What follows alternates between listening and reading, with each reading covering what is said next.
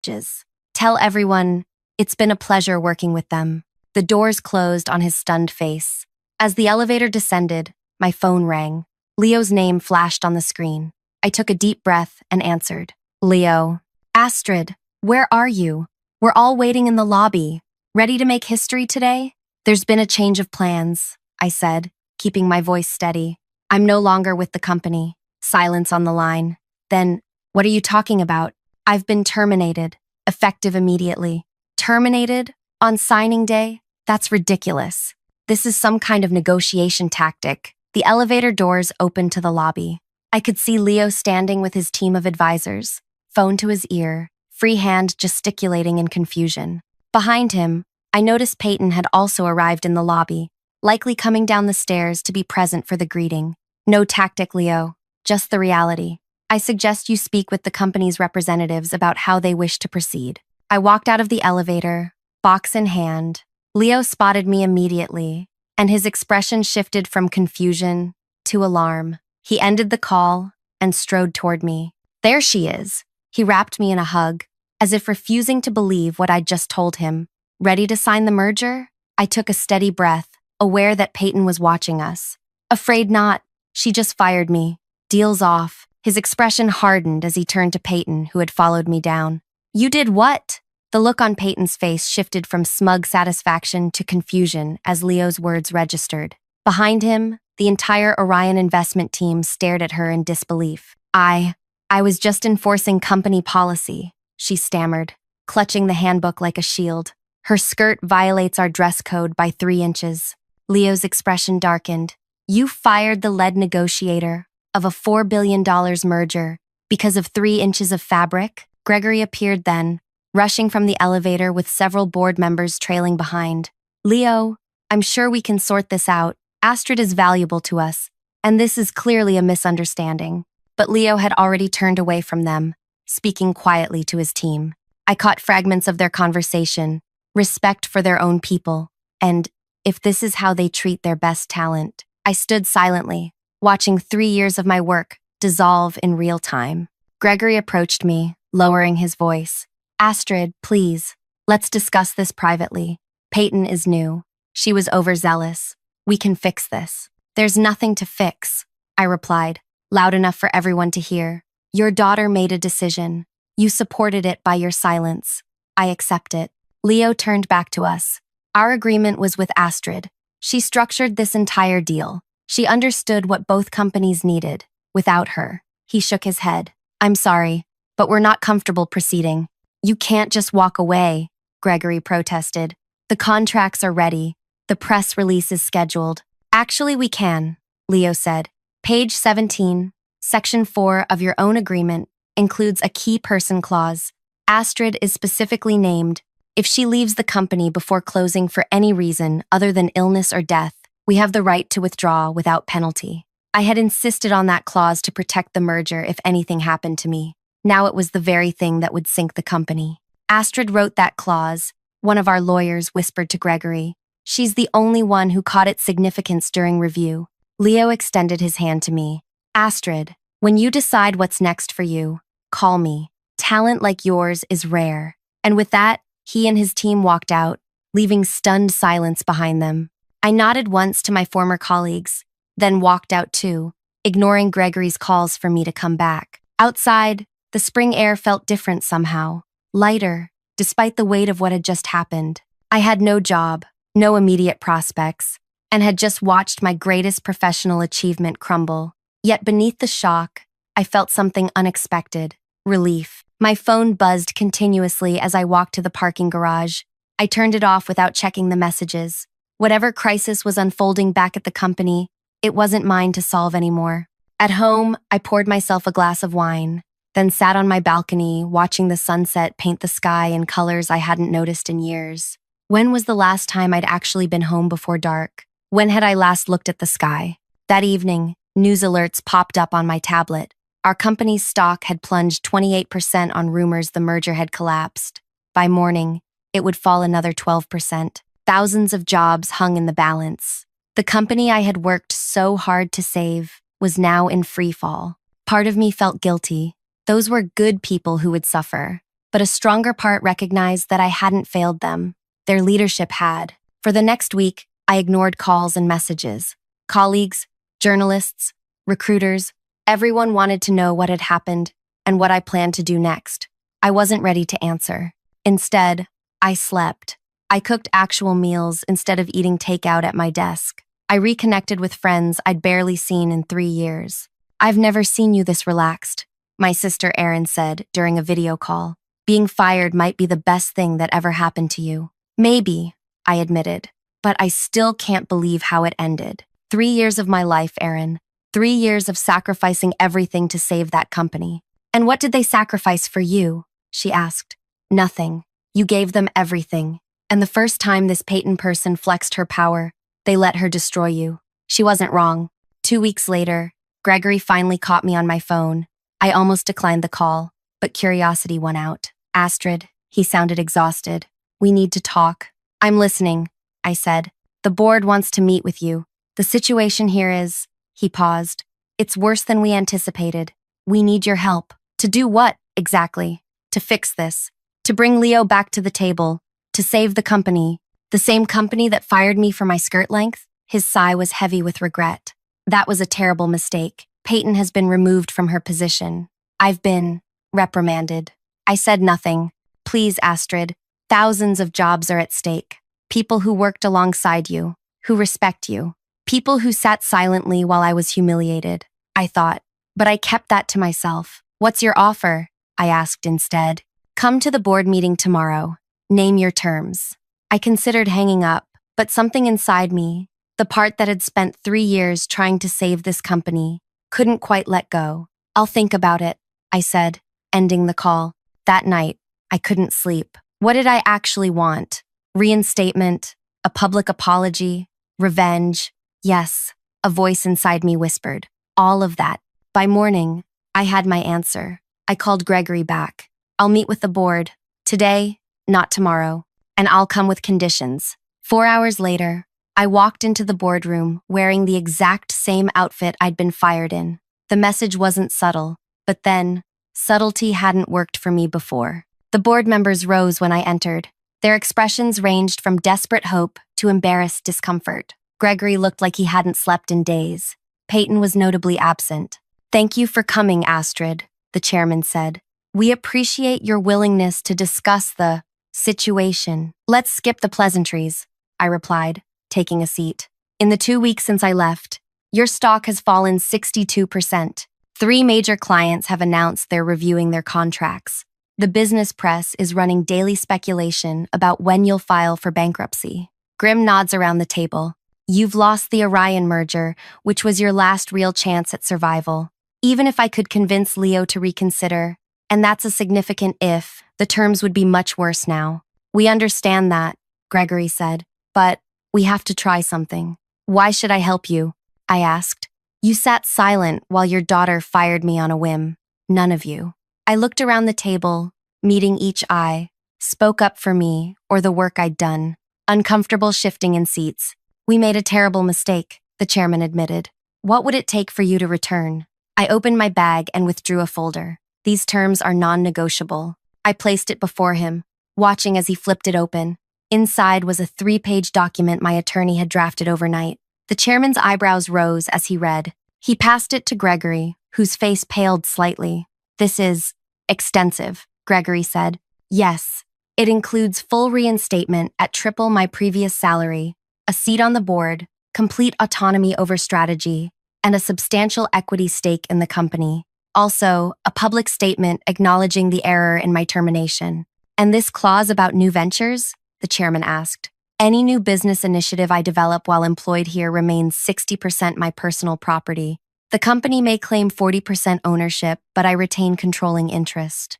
"That's highly unusual," one board member objected. "So is firing your chief strategy officer over a skirt on the day of a $4 billion merger signing," I replied evenly. "Consider it insurance against future misunderstandings." They looked at each other, a silent conversation passing between them. Finally, the chairman spoke. "And if we agree to these terms, you'll try to bring Orion back?" "I'll try. I can't promise success." Another exchange of glances.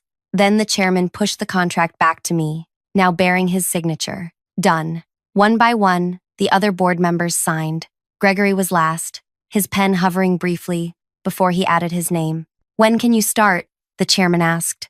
I already have, I said, standing up. I'll be in my office making calls. I suggest you all prepare for a very difficult few months.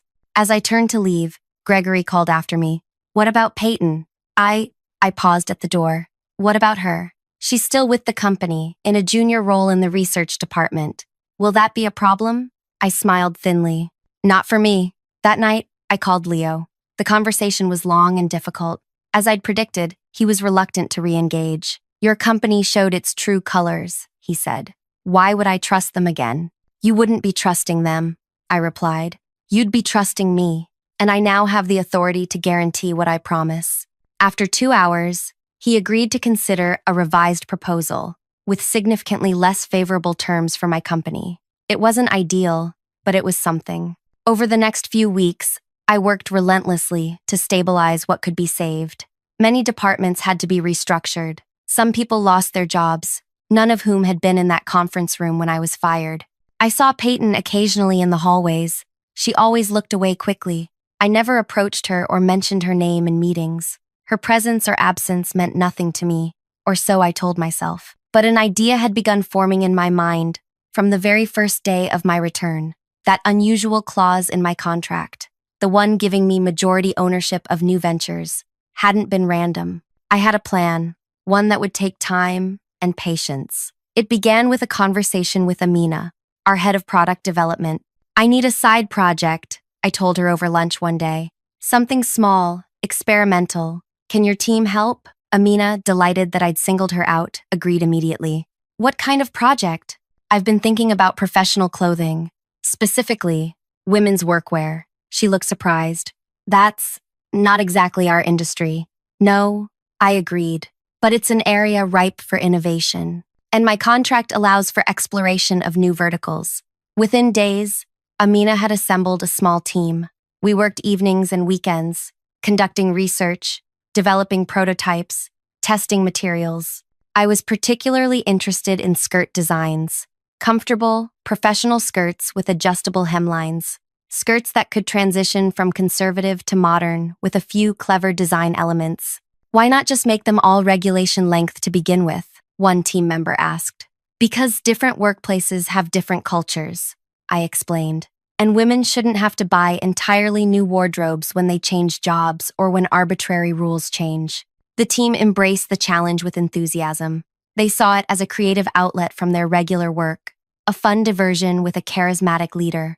Meanwhile, I continued rebuilding relationships with key clients and slowly, painfully, reconstructing a viable merger plan with Orion. The company remained in danger, but the immediate threat of bankruptcy receded. Gregory watched my work with a mixture of gratitude and wariness. He knew I'd saved his job, for now, but also sensed that I wasn't quite the same person who had left that day with a box of belongings. You've changed, he said one evening as we reviewed quarterly projections. Have I? You're harder somehow, more distant. I smiled. Experiences shape us, Gregory. Being fired in front of 21 silent colleagues tends to adjust one's perspective. He winced. I've apologized for that. Yes, you have, several times, and I've accepted your apology. But acceptance isn't forgetting. As weeks turned to months, our clothing project progressed from concept to reality. We partnered with a small manufacturing facility to produce a limited run of prototypes, paid for through my personal funds, with company resources properly compensated as outlined in my contract. The designs were elegant, functional, and subtly revolutionary. Each piece incorporated our signature feature, adaptability to different workplace standards without sacrificing comfort or style. I began wearing our prototypes to work. Simple pieces at first, blouses with convertible necklines, jackets with detachable elements. No one commented, but I noticed people watching. Then came the skirts, beautifully tailored, impeccably professional, and secretly adjustable. One day at regulation length, the next perhaps an inch shorter, the following day back to standard. Women in the office began asking where I shopped. Instead of answering directly, I invited them to focus groups. collecting their feedback on workplace clothing challenges. The rules are so arbitrary, one senior analyst complained. My last job, skirts above the knee were fine. Here, we need these exact measurements. It's infantilizing. Others nodded in agreement. What if, I suggested, you had pieces that could adapt to different environments, professional, but flexible? Their enthusiasm confirmed what I already suspected. We had identified a genuine market gap. 6 months after my return, our small clothing line, which I had named Adaptations, was ready for a limited launch. We had a modest website, a manufacturing partner eager for orders, and a growing list of interested customers. The day before our official launch, I called a company-wide meeting. Everyone attended, curious about the unusual summons. As I walked to the front of the room, I noted with satisfaction that Peyton was present, sitting in the back row, trying to blend into the wall. Thank you all for coming, I began. Today marks an important milestone for our company. We've weathered a difficult period, stabilized our core business, and are finally ready to announce something new. Gregory, sitting in the front row, looked confused. This wasn't on his agenda. For the past 6 months, a small team has been working on a special project, one that represents not just a new product line, but a new direction for our company's future. I clicked to display the first slide, our clothing line's logo, simple and elegant. I'm proud to introduce Adaptations, professional clothing designed to adapt to changing workplace environments and standards. Murmurs swept through the room as I clicked to the next slide, showing models wearing our designs. These aren't just clothes, I continued. They're solutions. Every piece in this collection addresses a specific challenge professional women face daily. I walked toward the center of the stage, smoothing my own skirt, one of our signature designs. Take this skirt I'm wearing. At first glance, it looks like a standard pencil skirt, but it features an ingenious hidden adjustment system. With a few discrete moves, it can lengthen or shorten by up to 4 inches while maintaining its professional appearance. I demonstrated the adjustment, showing how the skirt could transform while still looking perfectly tailored. No more buying multiple skirts for different workplace cultures. No more worrying about arbitrary rule changes. Gregory shifted uncomfortably in his seat. Several board members exchanged glances. In the back, Peyton stared with wide eyes, recognition dawning on her face. You might be wondering why a financial analytics company is launching a clothing line. I smiled. The answer is simple. We identified a market need and created an innovative solution, exactly what we do with our core business. I advanced to the next slide, showing projected revenue figures that made several executives sit up straighter. Our market research indicates significant demand for adaptive professional clothing. We've secured manufacturing partnerships, built a distribution channel, and created a marketing strategy that capitalizes on authentic storytelling. I paused, meeting Peyton's eyes across the room. Every Adaptations piece will include a tag explaining its inspiration. The story of how a single arbitrary judgment, a hemline measurement, nearly destroyed a century-old company and derailed a $4 billion merger. The room went completely silent. No one looked at Peyton, but everyone knew who I was talking about. That incident revealed something important. When professional capability is subordinated to superficial judgments, everyone loses. Adaptations offers a practical solution to that problem. I clicked to the final slide, showing our launch date, tomorrow. Thanks to my employment contract, which grants me controlling interest in any new ventures I develop, Adaptations will operate as a separate entity with 40% ownership by this company. All resources used in development have been properly compensated, and all financial arrangements are documented meticulously. Gregory stood up. Astrid, this is the first I'm hearing about launching tomorrow. The board should discuss timing, and the board approved my contract, which gives me autonomy over this venture. I interrupted smoothly. The timing isn't negotiable, but I welcome your support. I turned back to the audience.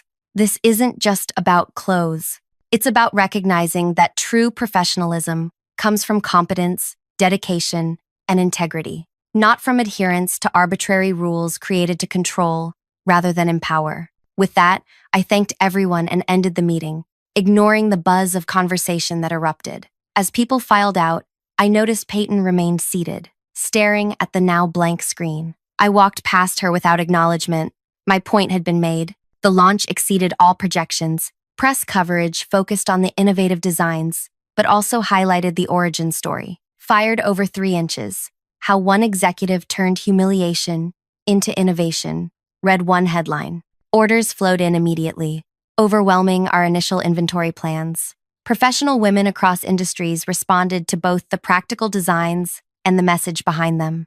2 weeks after launch, our main website crashed from traffic when Leo, the investor from Orion, gave an interview mentioning adaptations.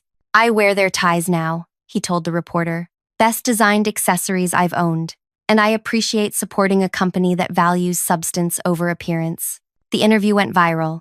Orders doubled, then tripled. Gregory called me to his office the day after the interview published. "This is bigger than we anticipated," he said, gesturing to the sales reports before him. "Yes," I agreed. "The board is concerned about focus. They worry. Adaptations is distracting you from our core business. Our core business is stabilized. The new merger terms are progressing. My work here remains exemplary." He sighed. "That's not the real concern, is it?" I waited. The story behind adaptations. It's making us look bad. Making Peyton look bad. The story is factual. It's damaging. "Sometimes truth is," I replied. He leaned forward. "What do you want, Astrid? To humiliate my daughter forever? To remind everyone constantly of our mistake?" I considered the question carefully. "What I want," I said finally, "is for actions to have consequences. Real ones. When Peyton fired me, she did so believing there would be no meaningful consequence for her. You sat silent believing the same. The board did nothing because they assumed the hierarchies of power would protect everyone except me." I stood up. "Adaptations isn't about humiliation. It's about transformation. Taking something destructive and creating value from it. That's a lesson worth teaching." I left him considering my words. 3 months after launch, adaptations had become a phenomenon. We expanded into men's clothing, accessories, and workplace essentials. Each piece maintained our core philosophy of adaptation and flexibility, and each carried our story. Our financial results were undeniable. Adaptations generated more revenue in its first quarter than our company's core business. The 40% ownership stake had become the company's most valuable asset. Meanwhile, the renegotiated merger with Orion finally closed, at terms far less favorable than the original deal, but sufficient to ensure survival. Leo made his support conditional on my continued leadership, a point he made clear to everyone. On the 1-year anniversary of my firing and return, I called another company meeting. The atmosphere was entirely different this time. Excitement rather than confusion. I took the stage wearing our newest design, a dress with subtle, brilliant engineering that could transition from conservative to fashion-forward with a few adjustable elements. 1 year ago, I was fired from this company for a hemline. I began. "Today, I want to talk about growth, not just in revenue, but in understanding." I gestured toward the sales charts displaying adaptation's remarkable trajectory. Our clothing line began as a response to arbitrary judgment. It has become something more, a movement celebrating substance over superficiality. Gregory watched from the front row, expression unreadable.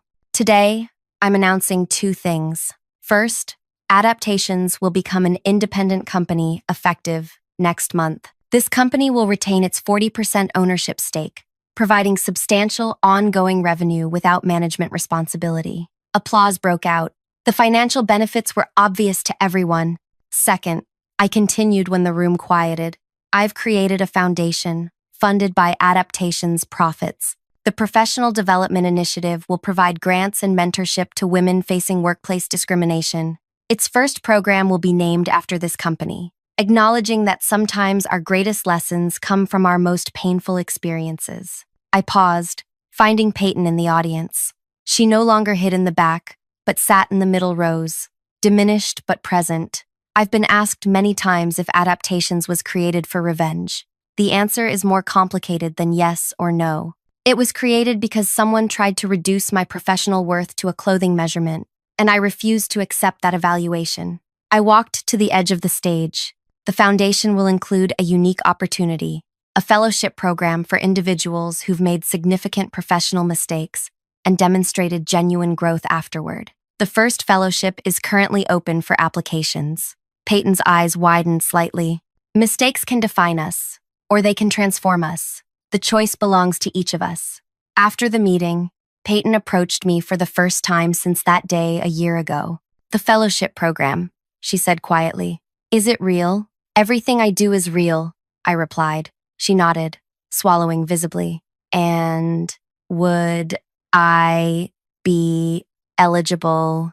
I studied her. The entitlement that had radiated from her a year ago had dimmed considerably. 12 months in a junior role, watching the consequences of her actions unfold publicly, had changed something fundamental.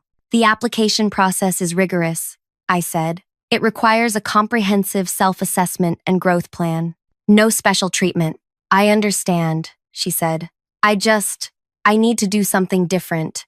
Be someone different. I handed her my card. The details are on the foundation website. Applications close in 2 weeks. 2 months later, the separation of adaptations became official. I remained involved with the original company as a board member and strategic advisor, but my primary focus shifted to building the clothing line and foundation. Peyton did apply for the fellowship. Her application was neither the strongest nor the weakest. The selection committee, which I deliberately removed myself from, ultimately awarded her an alternate position. Not a full fellowship, but an acknowledgement of potential growth. When she received the news, she sent me a single message. Thank you for the opportunity to be more than my worst moment. I didn't reply, but I kept the message. The original company never fully recovered its former market position, but it stabilized as a smaller, more focused entity. Gregory eventually stepped down, acknowledging that new leadership was needed. As for me, adaptations grew beyond anything I had initially imagined. What began as a response to humiliation evolved into an enterprise that empowered thousands of women to navigate workplace challenges without compromising their dignity or style. The revenge, if you could call it that, wasn't in Peyton's diminishment or the company's struggle. It was in my transformation of a moment meant to shame me into a movement that lifted others. The consequence wasn't just that Peyton lost status or that the company's value decreased. It was that everyone involved, including me, had to confront the real meaning of professional worth and personal integrity. Sometimes, the most powerful response to someone who tries to make you smaller is to grow so large they can't help but stand in your shadow. And that shadow, I discovered, could either darken or enlighten, depending on how you cast it. If you've made it this far, thank you for staying with my story. I'd love to know what resonated most with you. Was it the moment of being fired, the return with new terms, or the creation of something meaningful from that experience? Your comments help me understand what matters to you, and I read every single one. If this story touched you in any way, please hit that like button and subscribe so we can stay connected. There are more stories to share, and I'd be honored to have you along for the journey.